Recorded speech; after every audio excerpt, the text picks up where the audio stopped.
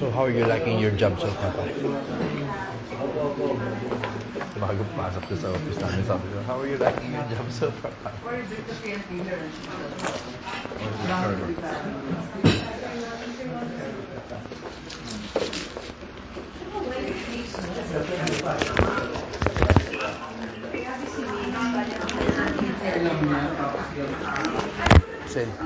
Please assure the Filipino people you're okay.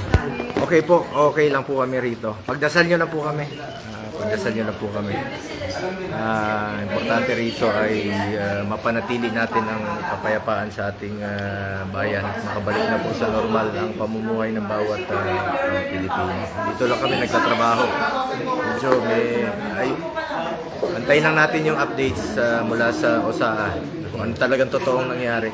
Huwag na tayo Jump to conclusions. agad. Kalma lang muna lahat. Salamat yan ha. Yung mga followers ko kasi, followers mo rin and they want to know you're safe. Salamat po sa pagmamahal. So, ayan po.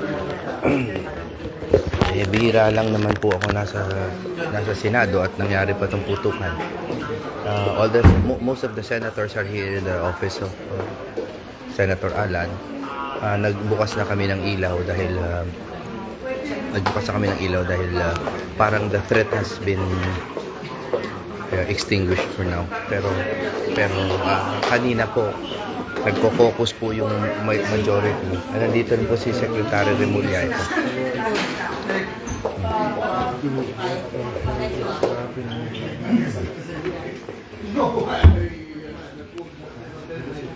Okay, this is what we know so far. Okay. Until I see the CCTV, nothing to do. I can assure you, it's not clear. The orders this morning are very clear to me. He's assuring us that it was at the DILG. To stand down. We don't know yet what's happening. How many shots were fired? We don't know. Dami. Fireworks. We thought it was fireworks. What the candles not for that? Kanina. Okay, let me get to the bottom of it. Everybody's here. Half are in the other room. Okay, let me get to the first. I will, one thing lang. So Vince called to say the same thing, and he said, Vince, I believe you. You're my friend, I believe you. But he was saying it might be an inside whatever job. I won't think, sabi ko lang, Vince, independent investigation niya. I just wanted to know. When we were meeting 2 hours ago, there were some staff pulling out, and our staff here, kasi they told our other staff and other senators pull out may mangyayari. And even our deputy secretary, so tell you who she is, she got the same text. And Meron kasing mga senators, apat na senators that were pre-warned, nag-warning na umalis na kayo dyan, may mangyayari. Ibig sabihin ito is premeditated. Our side, from the 13th, we wouldn't have been receiving. Just to make it. No. Yeah, we'll yeah. I don't have what you have to know is that there is another entrance in this building in JSS. And they were drilling holes from there. Yes. So and I told him, if it was from us, si Mao reported to me. They're inspecting even senators from administrator na they're inisa-isa na lang. So this all happened, yung sinabi ko yung Mao call the administrator, I'll come and talk to him and ask why is it, then it all happened. Okay. So nag-uusap na po si Privacy lang. So una sa lahat, sa mga nagtatanong if we're okay, we are okay.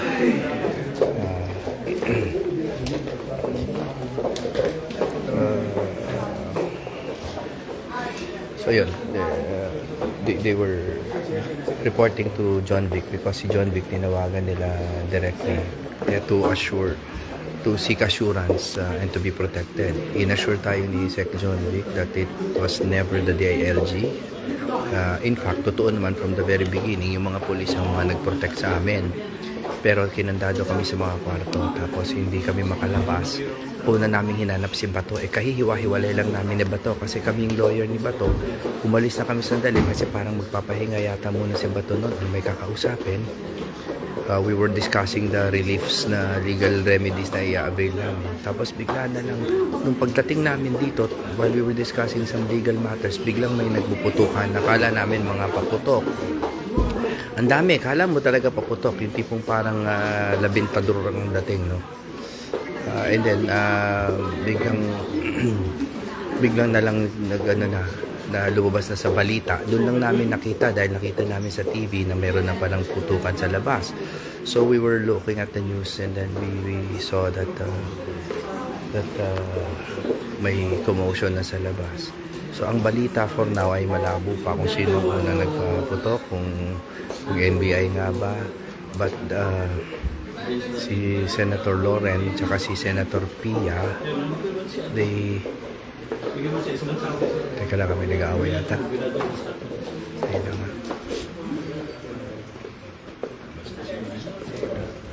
Ayun lang, ayun lang. Okay. Si Senator Loren tumawag yata kay Matibag. Tapos and si Senator Pia.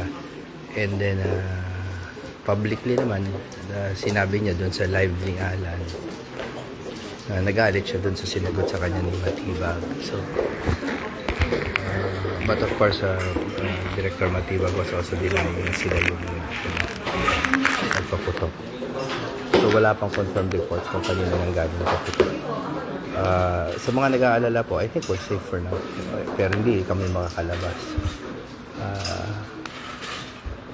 In case the followers of Miss Pinky Webb and On Point are watching, please accept our apologies. Kami po ni Attorney Bobby Torion because I already told her na hindi kami makaka-attend because malabo talaga because there have been so many reports about possible arrests, so hindi namin maiwanan si Bato. Pero hindi naman namin alam na mangyayari ito. We were just staying here because we just wanted to, instead of do interviews, we just wanted to keep Bato safe. Hindi namin alam yung si-siege yung buong. So ito si Alan. Kausap na ni Alan yung si Osa. Ayan. So now they're discussing. Baka private hindi ko pwede parinig sa inyo. They're discussing with the Office of the Sergeant at Arms kung paano lalayo ko lang baka secret most of the senators are here. Si dalawa pong Cayetano, Senator Amy, si dalawang Villar, Rodante Marcoleta, si Robin dumaan dito,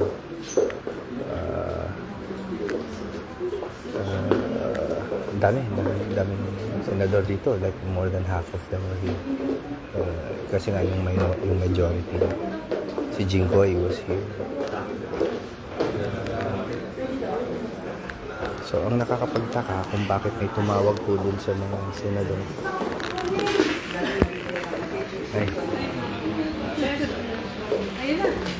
Ito, nandito si Senator Amy. Ma'am Amy, may I bother you? Okay. Sige, may kausap lang sa phone si Senator Amy. Yeah, we'll try that. Opo. So we'll discuss legal remedies with Senator Amy also. So, Sen Mark, okay lang, 30 seconds. Live ako to assure that we're okay. Dami kasi worried about you guys. With Senator Mark. Hello. Okay naman kami pero syempre grabe yung nangyari kanina. Nag-meeting kami tapos biglang nakaroon. Akala nga namin fireworks pero marami nagulat tuloy-tuloy yung gunshots. Pero okay na kami ngayon. Please pray for us and pray for your Senate. Thank you. Maraming salamat po. Always your supporters. So, kahit po si Senator Mark nagulat po talaga kasi wala namang may alam talaga mangyari yan. So, do you want to hold on to this first? Hiramig ka na lang ulit naman. So, nobody knew what was going to happen. Ang question ngayon kung nasaan si Senator Bato.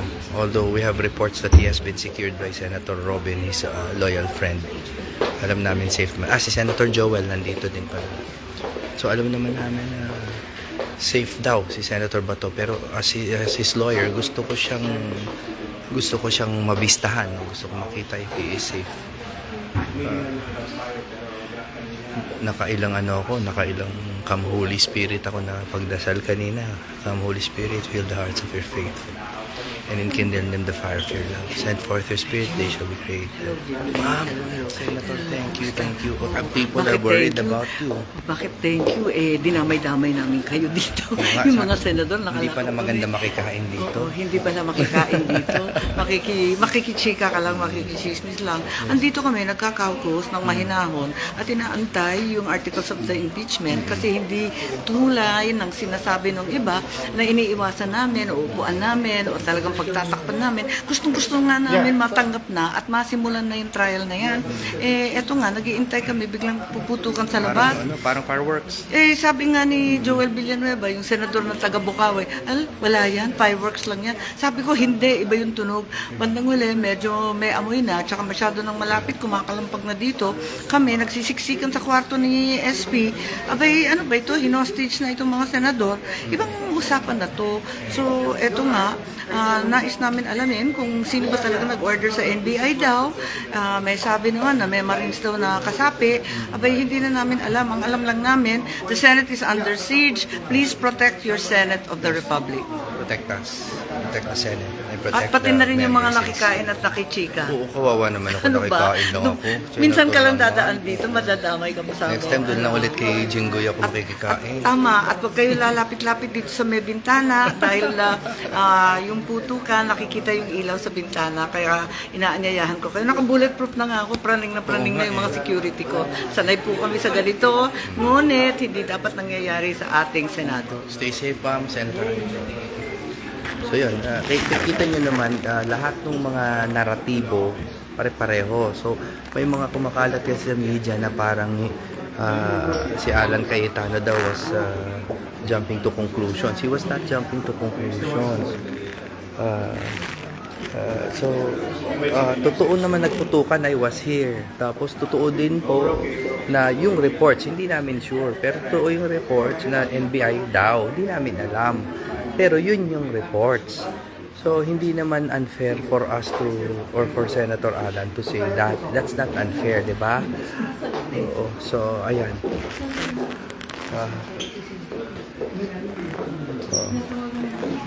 Kailangan nag-uusap sila.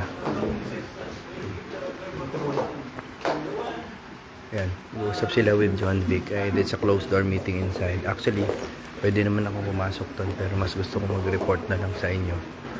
Nandun naman si Bobet, so siya na lang magsasabi sa akin. Ayan. Okay, so habang nagpapahinga sila,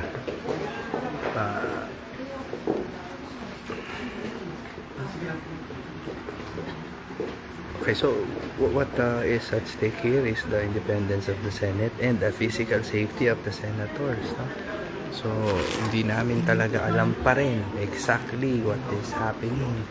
Pero it is very unfair to say na nag-jump to conclusions kami because yung reports po dito talaga by eyewitness accounts are NBI po yung nagpaputok daw. Hindi ko po alam kung totoo yan, ha? Pero yan daw.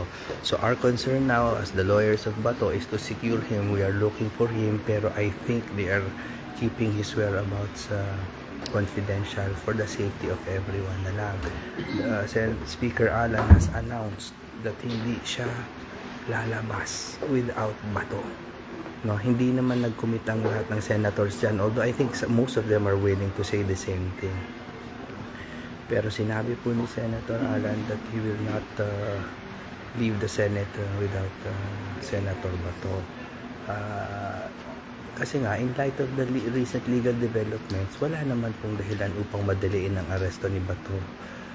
Even though no TRO was issued, it was not denied. Mali po yung mga balita na na-deny. Nakita naman natin dun sa Supreme Court page na binigyan po ng 72 hours na mag-answer yung mga mag-comment yung mga respondent, and then after that another 72 hours for Bato, kami po sa side namin, to file a reply.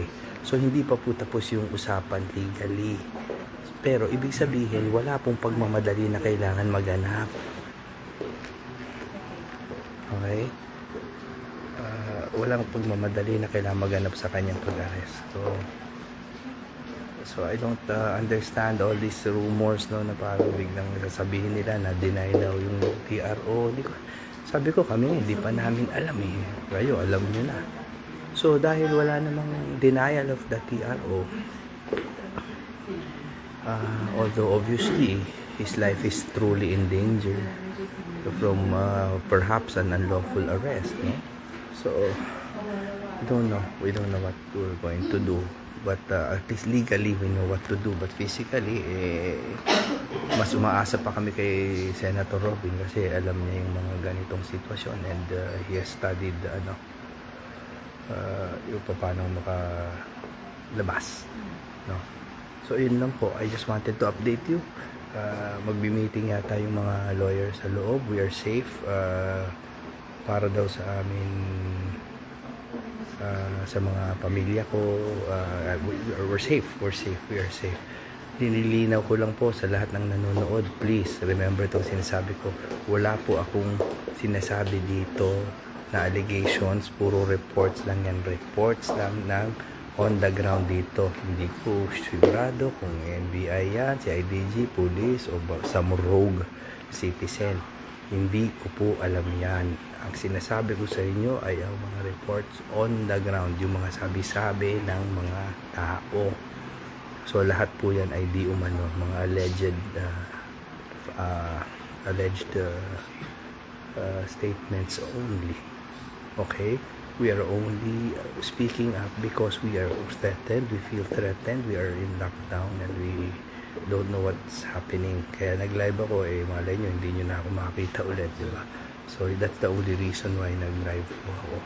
So to my family, kalma lang po, where I'm safe, I think. And tumigil na naman yung gulo. And Secretary Remulla is here. There is a considerable amount of trust placed in him by the senators, no? So let's see. Maraming salamat po. Please pray for our nation. Pagdasalin po kami. Salamat po.